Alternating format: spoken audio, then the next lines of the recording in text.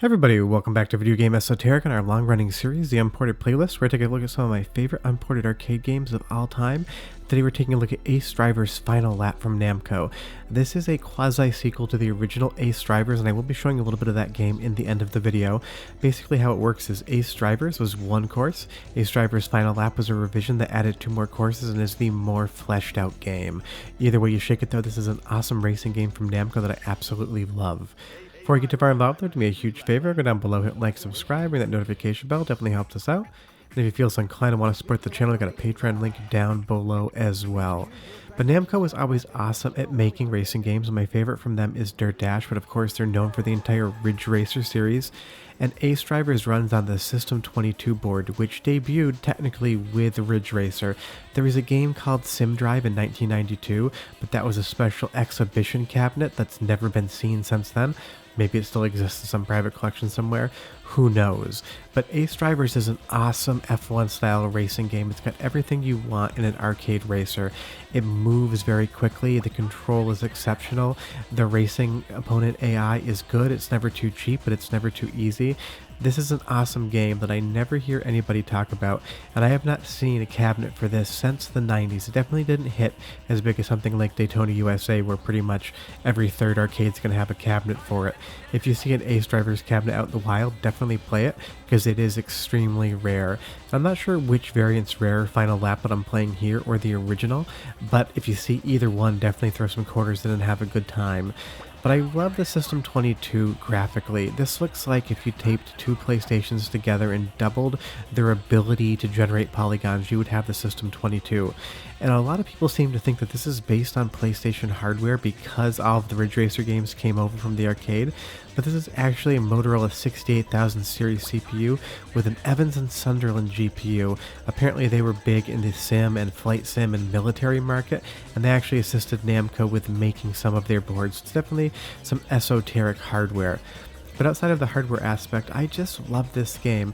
It's moving at a full 60 frames a second, it emulates perfectly, and all of the racing action is just some of the best I've ever played. And it's so disappointing that more people don't know about this game, because as far as the control and handling of the vehicles are concerned, I would say this is right up there with Daytona USA as one of the best handling racing games that I've ever played. And I love just how colorful the tracks are. You have that pig up top there, welcome to Cerro Valley Circuit. It just has a lot of really nice colorways and profiles going on, and those bright colors definitely age so much better than when they were trying to do realistic polygonal graphics back in the 90s. The more colorful it is, the better I feel like it looks when you're playing it in 2021 or 2022 when this video is going live. This looks incredible. Of course it looks dated, but it still has the visual look that I love. And let me tell you, when this was around in the early 90s, this stuff like Sega Model 2, this was so far beyond what we were seeing in the home console market, we never thought that consoles would ever catch up to arcades. Now arcades are just basically PCs in a box, and you definitely can build a more powerful computer at home than pretty much any arcade cabinet would ever use. You'll see here as the matches get a little bit further on, I don't know why I said matches, the races, you definitely have to worry about more into how you're entering into those corners. You don't want to bring too much speed or you end up off the racetrack, and you're definitely going to lose a lot of momentum there. So you need to learn the tracks, you need to pick your lines and decide exactly how you want to race them. Learning each course is relatively easy. There's only 3, so it doesn't take too long, and then from there you should be good to go. And that little freeze there, I don't know what happened. It's just part and parcel of the emulation. That's the only time it occurred, and it never has since, so honestly it probably isn't that big of a deal. I think you'll be okay, and I am playing this on MAME as well. But as good as this game looks, the soundtrack is quite good for it as well. So go ahead and listen for like 35-45 seconds, and I'll be back in just a bit and tell you more about why, if you've never played Ace Drivers, you're missing one of the best hidden gem arcade racers around. But enjoy.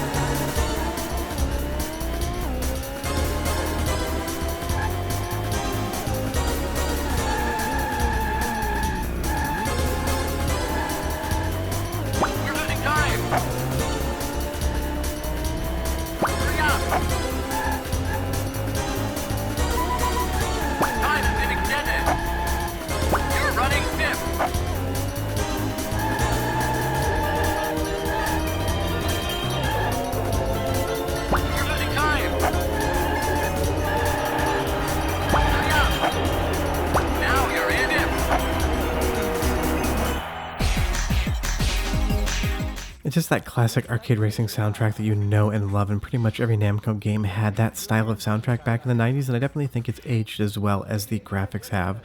Like I said, the big bummer about this is you're probably never going to see a cabinet for this again, so getting a head-to-head match against a second player is going to be near impossible, because these games always open up more when you have a second person playing, and it's disappointing that this was never ported home. Supposedly, at least if you believe the internet, this was announced for the PlayStation 1. Now, I don't remember that, but I don't remember everything from the 90s. I was young back then, but it is a little bit of a bummer that this didn't come home, because the Ridge Racer games did. Maybe this didn't sell very well for Namco when it was in arcades. I mean, I get that it was up against Ridge Racer, it was against Daytona USA. This may just not have hit the same way Ridge Racer did, so when Namco was deciding what game to bring over, they decided to just leave Ace Drivers in the proverbial dust, pun very much intended. But I absolutely love it. It's one of those games that I wish I could find a cabinet for, and I may actually look for a PCB for this game as well. But getting driving games set up at home without a cabinet, if you're just using a Super Gun, is extremely difficult. It can be done, and I did it with some of the Hyper Neo Geo games. Check my playlist to see that.